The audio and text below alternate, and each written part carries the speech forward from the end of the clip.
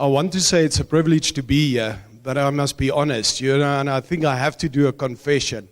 When Ruan phoned me to ask to come and speak, I was fine with it, but then to come and speak about humility, I thought, well, that's not that easy. It makes you quite humble to come and speak about humility. So my confession, we were just discussing it, Mr. Donald Trump in the United States of America. If he would speak, I'm sure he would say it's a tremendous, humbling experience to talk about humility. And I must say, looking at it for myself, I'm not tremendously humble. It's not something, you look at it from a certain perspective of almost holiness rather than just somebody that's real. And tonight the discussion is really about the quote that was here earlier. It's to be real. Something of a reality of who I am, to be real with the relationships I've got around me, and then to be real in my relationship with God. So the theme that will carry through that, we've got an understanding who we are and what we fit in. So I've got three on this specific slide, three things that I quickly want to touch on that will follow throughout the discussion.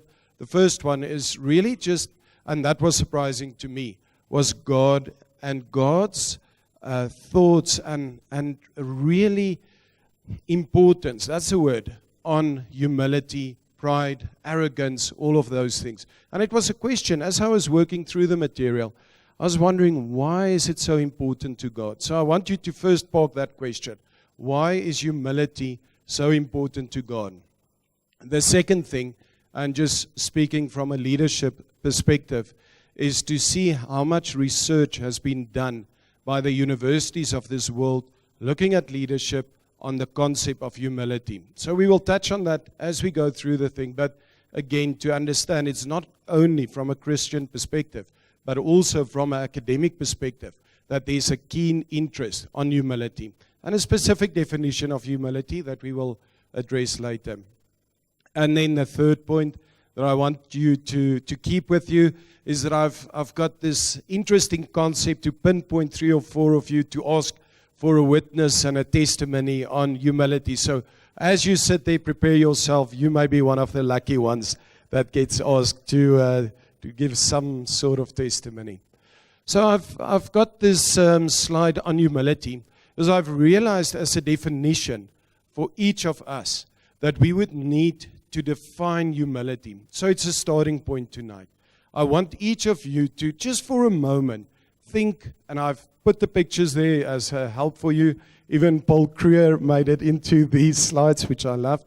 And but you've got a variety of people, somebody collecting garbage, somebody praying, and a variety of others. Just to try and define humility for yourself in 2 or 3 words, and to have an understanding for yourself. While you're thinking about it, we were discussing Nelson Mandela just now. And just as part of a personal testimony, I was fortunate enough to sit for 4 or 5 hours next to him on a plane. The whole story how I ended up next to him. And for 4 or 5 hours, we were talking about a variety of aspects. But his first question was, so what does your dad do? Where does he come from? What is your story in your life? And he was holding my hand, and for 4 or 5 hours, we were talking about a variety of subjects. This was the greatest leader at that stage in the world. And he spent time with me, talking to me that didn't fit anywhere into his world. And just that humility that was sitting there from one of the greatest people on this earth. So if you've all got a couple of words that define humility, I want you to turn to somebody next to you and quickly share that with them. Because I want somebody else to know what you're thinking that he can remind or she can remind you later on those words. So just for 30 seconds, share those 3 words, please. Thank you. One of the things that I've realized is that we often judge people. We think that somebody that's got a lot of confidence, that's got a specific training or a certain skill set or has worked to get to a certain area, we often define them as pride. We judge. We make the decision that they've got pride in their lives. And should not be. I'm going to leave the question as we work through it. The whole concept of humility cannot be understood if you do not understand pride. And you need to understand, and this, we won't focus a lot on pride. We're going to actually focus on humility. But the concept of pride is something that we see often in the Bible, in a variety of disguises: pride, arrogance, self-centeredness, etc. Wherever we see it, we see that God's got a specific issue with it, a major issue with it. And if you start reading some of the guys on pride and on humility, you realize that there's a concept there that's very important to understand. And I'm just going to focus for a moment on that. Pride in the Bible comes from a position where the devil, with some of the angels, stood up to be like God. They wanted to be like God, and there was a concept of rebellion against God. And if you look at that, the issue that God sits with it is really this positioning of pride as a vehicle to set yourself up against God. C.S. Lewis, when he looks at it, says that if you've got humility on the one hand, on the other hand, you've got anti-God. So you're either humble or in the extreme, you're anti-God. The concept of pride, powerful. So just looking at a concept, want to have a picture in your mind, is that if we've got pride, what is the source of pride? Where does pride come from? And it's really an egocentric, a self-inward focus that define us and get us to a point of pride. And in the extreme form, as I said, we've got then anti-God, in C.S. Lewis's words. But if we look at humility, what's the source of humility and what's the end product of humility? Using the same formula, you then see humility, and the end product is not anti-God, but for God or with God or journeying with God. And you see the beginning of that is a focus not inward on myself, but actually outward. And it's these concepts that we will discover a little bit more. So just for tonight, that humility and God is two concepts in the Bible that goes hand in hand. Couple of definitions of humility. Unfortunately, we need to stop there, but the core definition of humility comes from a word in Latin that is humus, or ground. So it's really to be earthed. It's defining ourselves as grounded, somebody that's earthed, understanding the concept of just being down to earth. We also see the dictionary definition, and I do not agree with it, but it's good to read it. The quality of having a modest or low view of one's importance. I think from a Christian perspective, maybe good for the dictionary, but not good for us. That's not where we want to position ourselves. We also, and I'm quickly run through the definitions, true humility versus false humility, right-hand corner there. And we see that often with true humility or false humility, that in false humility, you're really playing yourself down. You know, you play yourself down in order to get compliments, in order to feel better about yourself. That's not humility. That's a position of false humility.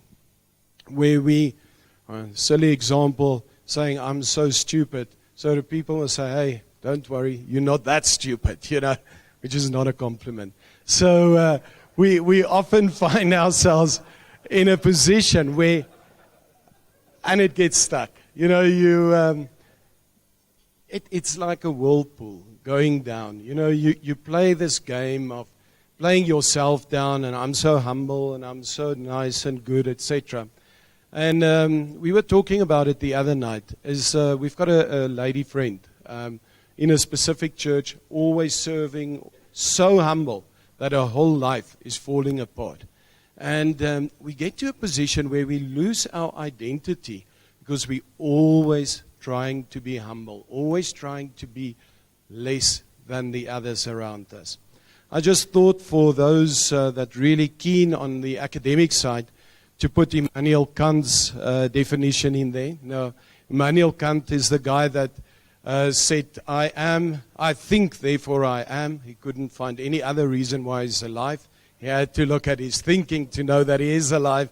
And he said, and I hope somebody can explain it to me afterwards, that meta-attitude, I don't even know what that means, that constitutes the moral agent's proper perspective on himself as a dependent and corrupt but capable and dignified rational agent.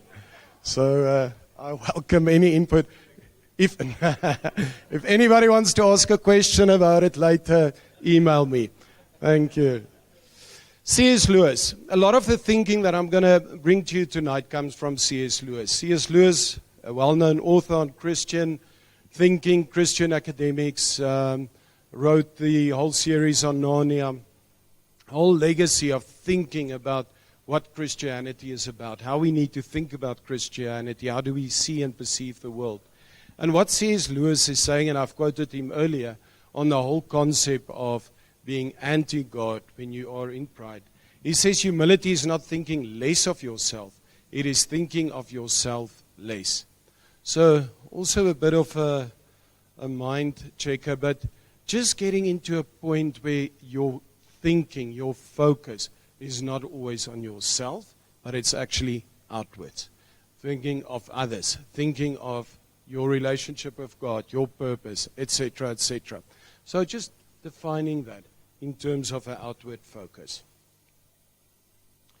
So I've decided to look at, just from a Bible perspective, Gerrit, thank you for that picture, the focus on, he sent me a WhatsApp, so it ended up in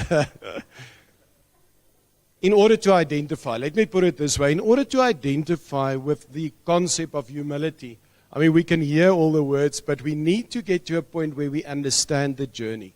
As the end result of humility is more than just something we take off the shelf. It's a journey that we journey with. So I've decided to look at two, Moses and David, just compare them in this slide. And Moses' journey started as a baby where he's taken out of the river and he ends up in the palace. We all know the story.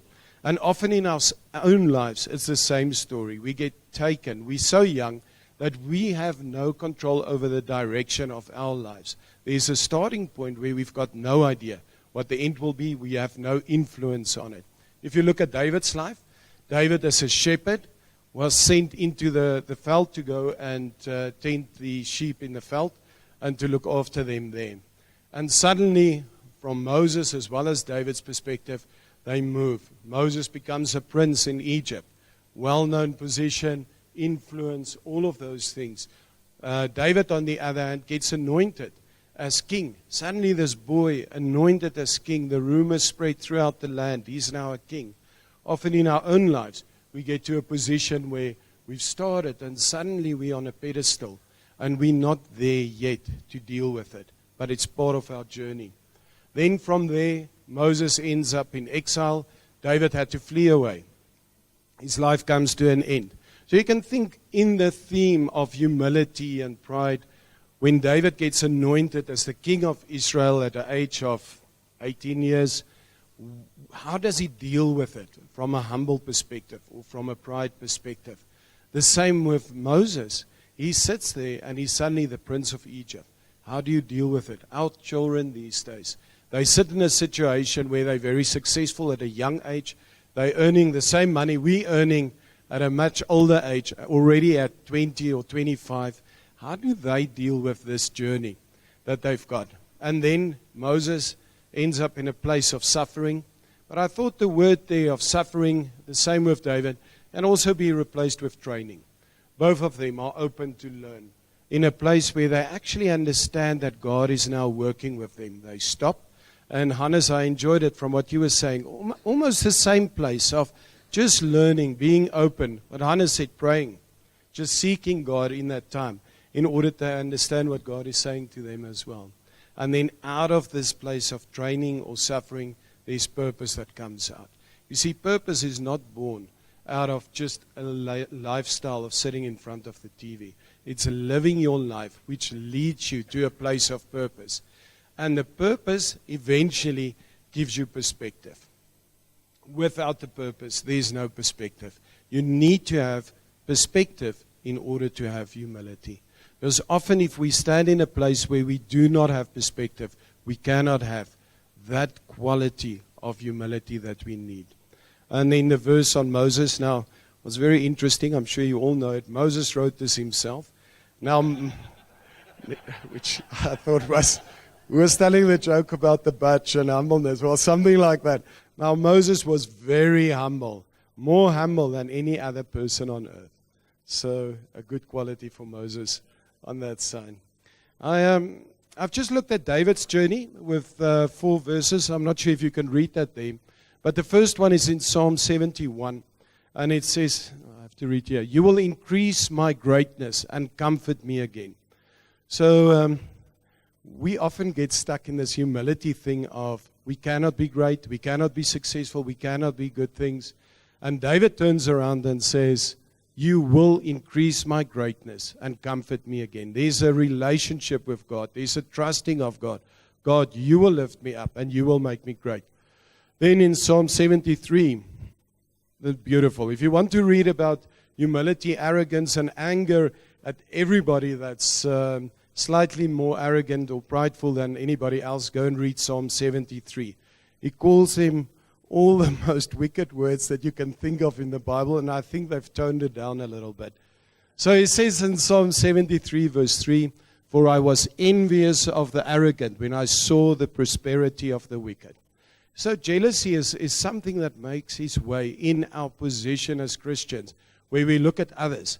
They're without God. We don't recognize our standing in God when we look at them. But there's an envy that comes from their position, which should not be. And then in Psalm 149, "For the Lord takes delight in his people. He crowns the humble with victory." And for me, that was beautiful. You know, the humble gets crowned with victory. There's an end result. This is not just humbleness for the sake of feeling good about myself. It's humbleness that leads to victory. What that victory may be will depend on each one of us. It may be victory about something that you have to deal with. It may be something that's much larger. It may be a calling that's bigger. But within God's plan, there is victory waiting for you if you can walk that plan with humbleness. And then the last story, the last verse is 1 Chronicles 21:17. "Please let your hand, O Lord my God, be against me and against my father's house." Now this is getting towards the end of David's life. And what David is doing there is he is turning around. He had the whole nation counted to see how many people are in the nation. And when he did that, there was pride in his heart. So he was warned by his advisors not to do it, decided to go ahead. And eventually what they found was, God turned around. And David took the blame on himself. He did not blame anybody else for it. And just the beautiful story of David that could walk this journey up until his old age. Didn't mean halfway through he did not have pride or did not get to a position where it was not humble or difficult with other people. But in the difficult situation, he could bend the knee and turn towards God and find humility with God. I'm not going to focus on this long. It was just, again, something C.S. Lewis said. And it's that often we think humble people are nobodies. That's the way they display them to you. But when you meet a really humble person, you won't even understand that he's humble. He will just be normal. And you may even be a bit envious of the way that he seems to enjoy life so easily. And then the last bit, he will not be thinking about himself at all. And now often we think so much about humbleness, how to be good people, that if we just focus our energy outside, the humbleness will follow us immediately. Just very briefly, but it's very important that we touch on this. There's a major difference between humiliation and humility. Humiliation is the whole concept of an awful experience of being conquered or shamed by somebody else. I'm not sure if you can see on the slide, but on the whiteboard there or the blackboard, there's words like bad and lazy and so forth. Often people throw things at us, and as Christians, we will pin them up. You know, that we've been criticized or people said things about us that's bad, but I can carry that with me. Humiliation is not from God. Humility is from God, and we need to understand that very clearly. Definition here of humility is the redirecting of my being to the service of others. So the eventual, and I'm speeding up a little bit just from a timing perspective, but the definition that I've put down for myself on humility is really to journey with God. You know, we will look at journey or humility from a variety of perspectives. But for me, the whole journey with God is where humility starts, when we've seen with Moses, until it ends to his final days. It's a journey that we walk with God. And the verse is the one that we use in Doxa as well. He has shown you, O mortal, what is good, and what does the Lord require of you? To act justly, to love mercy, and to walk humbly with God. The whole concept of it's a walk with God, this journey of humility. And what's very important is that within a humility concept, you need to understand there's two aspects to humility. The one is where we do a daily decision to be humble. And it's in the same clause as the fruits of the Spirit. It's to be meek, it's to be gentle, it's to be friendly. It's a decision we make daily to say, within this situation, I'm going to be humble. There's a challenge, and I'm going to be humble with that challenge. But there's also a definition of humility. That's this journey. It's a lifetime of spending time with God. The result of that journey with God, that humility journey, is that humbleness, and the fruits of humbleness comes out. And the word that's used in the Bible for that journey often is to abide in God. If we abide, we're in this journey of humility, where it's changing. We do not have to focus on it. It's the result of who we are. So this is the core of what I want to discuss, and I have to try and explain it quickly. It's a concept I've taken from Stephen Covey, and Stephen Covey says that we move in a journey from immature to mature.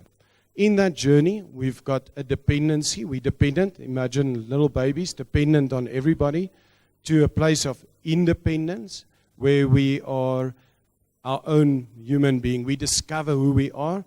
And then we move to interdependence, meaning we are dependent on others, others are dependent on us. So this journey of discovery, of maturity and growing. I want you to imagine that I'm holding a rope here, and at the bottom end of this rope is a weight. And this weight can swing between the dependency side, where we're really babies. We're still immature, to an independency side, where we are very independent and our own man. And the rope itself is our identity. So our identity swinging from a point of dependency to a point of independency. And somewhere in between we want to find ourselves. And where we find ourselves is if we realize two things. One, as Christians, our identity is anchored in God. It's fastened to God. That's where our roots are. But in the same token, anchored in God, our interdependency is one where, as much as we need God, God uses us and needs us for certain things that we need to do. Same token, our interdependency, our identity is between our dependency, where people use us, where we actually work with people in relationships, and where on the other hand, we've got a clear understanding who we are. So these three things I've highlighted as part of this journey of humility. The first one is our identity.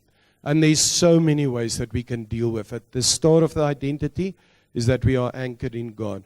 But discover yourself. Take the time. Grow on this process of maturity to see who you are, how you function. Because it's only an understanding of who you are in a well-defined identity that you can walk in humility. If you're still stuck at a place where you're uncertain on a variety of things, it's very difficult to define your identity. The second thing is relationships. And relationships is a key. We cannot live our humility out if we lock ourselves in a room. Humility takes place in an environment with other people. Other people's humility towards us, our humility towards other people. It's an environment where we actually make a difference. And I've got a very short story here on family and kids, which are very funny to me. We had quite a large business transaction that we completed. The kids are there. Somehow they ended up with us. And I got back and I was, yes, we've done the deal. And they said, yes, now we can go and swim. So for them, it was just important that we go and swim, if we do a deal or not. And it was a good point to come down to earth, to understand within relationships, there's different priorities. There's different areas where we need to understand our positioning and therefore our humility. And the third thing of this journey of humility is really purpose. If we understand, and I've said it earlier, if we understand the perception, if we understand where we are, how we fit into the bigger whole, and that is unfortunately something that comes with time. There's maturity that comes with it, but there's also humility. Well, suddenly there's an understanding that I'm but one of so many things. If my world is so small that my purpose is really to stay and do something very, very simple, it's not exposed to a world outside where I understand the vastness of what God planned for me and where I can live out my purpose. And the verse out of Ephesians, live a life worthy of your calling. You know, that again, it's this journey of outside where your calling is not this inner focus on who you are, but rather something that you discover that God's got a plan and a purpose for you. And humility is the result of that plan and purpose. I've got a couple of Bible verses. Moses said he's the most humble person on earth. Jesus says also that you can learn from me, for I am gentle and humble, and that we can find rest with him. And so there's for Jesus a certainty of who he is. There's a certainty of his purpose, and he understands that purpose takes place in the environment of relationships. I'm not going to look at those verses, but maybe the one just at the bottom there. Not to us, Lord, not to us, but to your name be the glory because of your love and faithfulness. Just the understanding, I fit into God's glory. God's glory does not fit into my life, per se. So just quickly, trying to run through this, on leadership, very briefly, we've looked at it from a Christian perspective, but there's also an understanding in the academic world of leadership and what leadership is about. And very important for us to understand, there is a huge value on humility within leadership. Now, my daughter, when I mentioned this, she's 14 years old, that I'm looking at humility, she said, got it. It's the law of prudence. So the law of prudence from an accounting perspective is not to overstate your assets and income and not to understate your liabilities. So it's, and I thought it's so right. You know, it's just to be real. What we've seen earlier. Who am I? How am I real? And within that realness, how do I position myself? How do I present myself? Am I overstating who I am, what I'm doing, or am I understating some of my weaknesses and perspectives? Just briefly on tolerance. There's such a debate worldwide on tolerance, and we need to be so tolerant, and we need to be so humble, and our positioning is always one of tolerance, that we get to a point where we do not have a defined opinion on things. And within the context, and I thought it was a good example to give, within the context of humility, tolerance is a place where I can actually have a very strong opinion and respect the other person's opinion. It's not something that I would have to force down. I can respect and honor what somebody else got to say. So tolerance is not this thing of just, in terms of humility, laying down everything. No, it's defining my own identity, my own opinion, and then within the relationships I've got, to respect and honor others' opinion as well. So just, I think this has been discussed so many times, and that is just the whole concept of Jim Collins. From good to great. It's taken 1,436 companies, looked at them over a period of 40 years, decided to look at only 11 of those, and then they couldn't find the solution. Why were these 11 companies really so good? And somebody on his team said to him, well, he thinks it's a miracle. Maybe God had some influence to make these 11 companies so great. Jim Collins was not convinced that God was playing a divine role in terms of these 11 companies. And what they've seen from their perspective was that the leaders of those 11 companies had certain qualities. And he defines those qualities. There's a number of those, but two that he actually takes out: humility, will, ferocious resolve, tendency to give credit to others, taking blame themselves. But the two that he took out was humility and the fact that they were quite ambitious. There was a certain resolve. Now, the two is in conflict with each other, if you look at a very traditional definition of humility. But within our understanding of God calling us for a purpose, there's a clear understanding. I can be humble. I can be certain of who I am. At the same time, I can be very focused and very resolved to get things done. Just going through the last 3 slides, a summary. I've said earlier, on a daily basis, we've got a choice.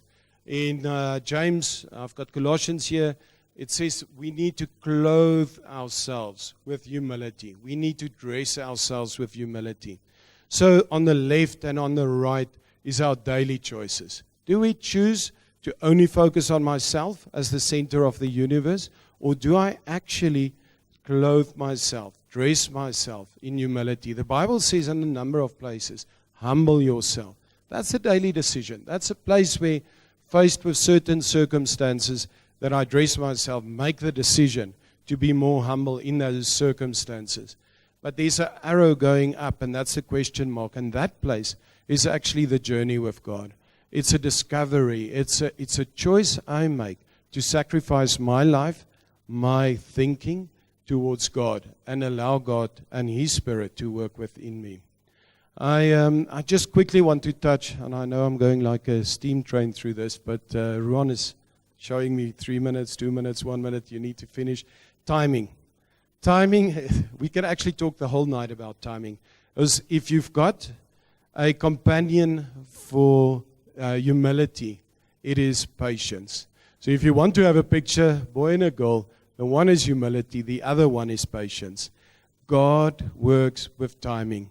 We often want to rush things. I've got the pride never waits on God. So we often want to get into a position where we do not wait. We want to make a decision. We want to move ahead. And Jehoshaphat was a king in the Old Testament, and he's on a bit of a difficult situation. Millions of guys attacking him, end of the world, not sure what to do. Like Hannes was going down, praying, and God says, okay, I will give you an answer, but tomorrow. And what I want you to do tomorrow is to go out and to stand and to see the salvation that I will bring. The solution was not today. The solution was tomorrow. And often we need to get to a place of just being prepared to wait and then to wait as well. And the solution will come. And within that waiting, as I said, as a companion for humility, we actually often discover what God's plan was for that situation. And we can wait it out. Just on pride, very briefly, God resists the proud. It is not just something that God says, please don't be proud of something. He actually resists the pride. So there's active involvement with God, with arrogance. And just on this concept, humility abides, dwells, lives in God. In our place of abiding in God, in our place of abiding with Jesus, there's a place where we actually find humility as part of our whole being. Achieving humility, a question there, can we achieve humility? Answer is no. Can move on. Last slide, before questions, before Ruan throws me out. What is humility about? I want to stop on this slide a little bit. It is not about not being focused, talented, skilled, having confidence, determination, all of those things. As I said earlier, we often get to a point where our ambition kills us. There was a French mathematician, Pascal, brilliant guy, but he felt that he was getting in a position where he was not humble anymore. He stopped doing maths and a whole world. He was actually the first guy that built a calculator for all things, and it stops there. And God, in my view, could have used him in a variety of ways from that perspective going on. Also in the States, I was reading about a whole definition or discussion, tried to discuss it with Flaps, but he ignored me, on vulnerability and humility. And the feeling in the States is we can be humble, but we cannot be vulnerable. So a whole discussion and topic for another night. But what is humility at the end of the day for me? It's about courage.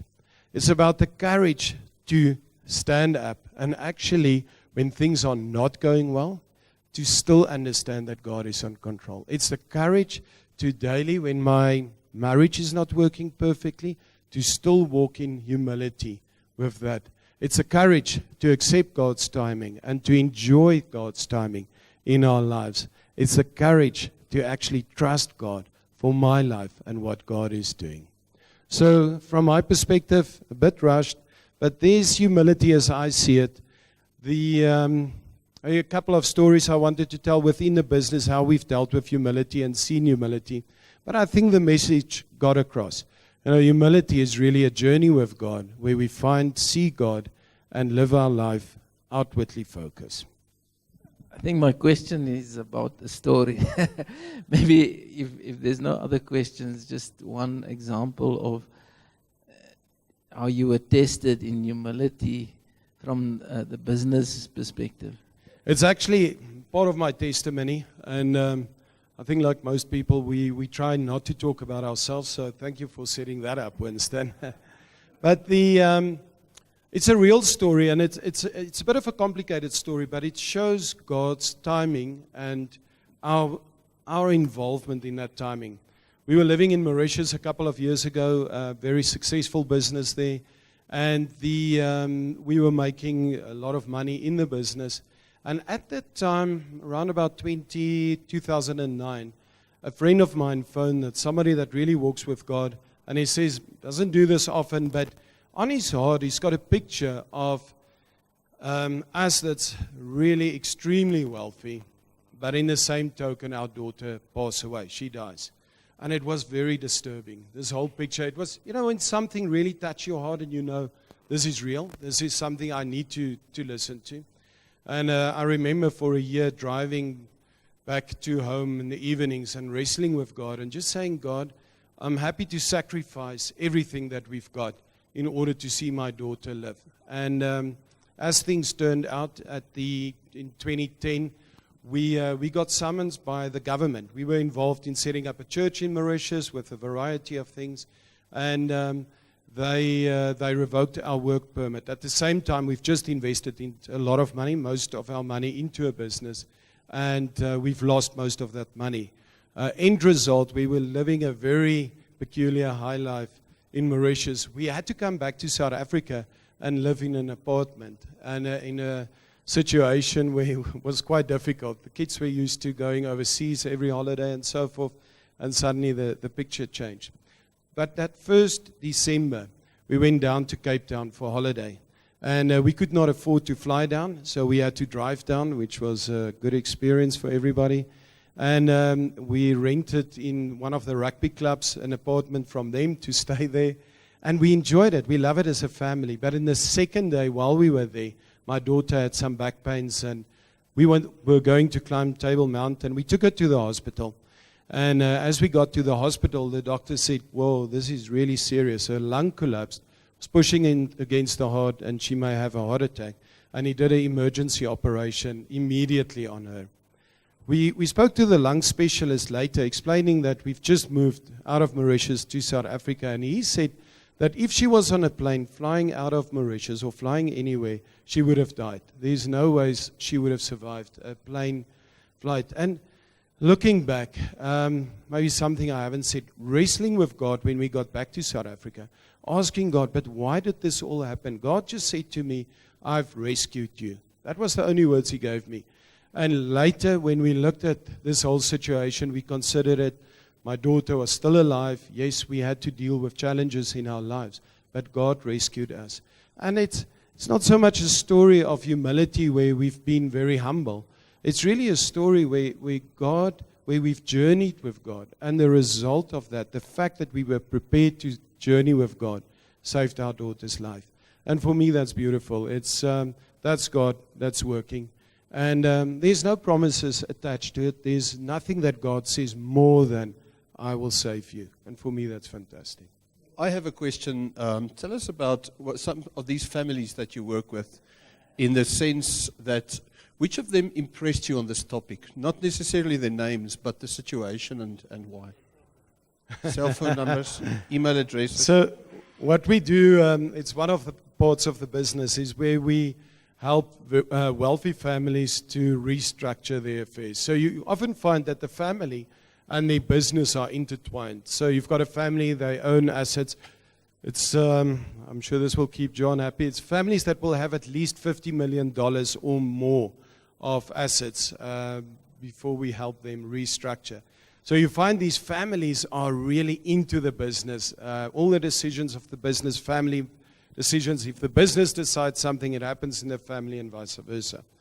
And then we help them to unbundle. So we try to define the family. We help them to get an identity separate from the business. And in that process, you get to know the family extremely well. It's about a 1 to 2 year process to do it. And some of these families, South African family, £2 billion balance sheet, that's, geez, I don't know, 400 billion rand, I'm not sure, something ridiculous.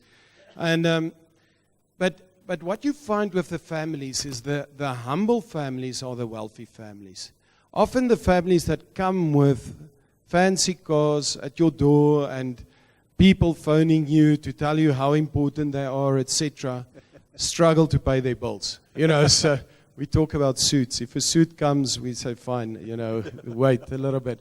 But it's the families that come that's humble, that sit there, that's got a clear understanding of a purpose for the family. It might not be from a Christian perspective. We've got Muslim families. We've got a variety of families.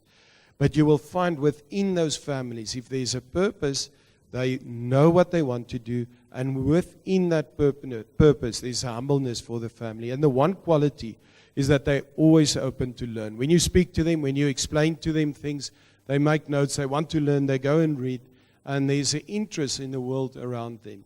And I think just a story, it's one of the farming families, again, just their land is worth more than R1 billion.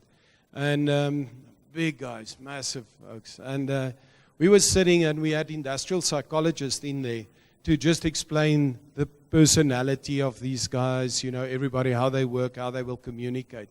And suddenly the one guy started crying. He's 50 years old. And it was the first time that he discovered who he is.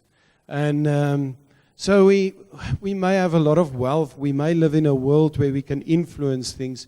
But if we do not discover who we are and who we are in relationship to God, we're really nothing. You know, we miss the plot. So yes, part of that for the families, John.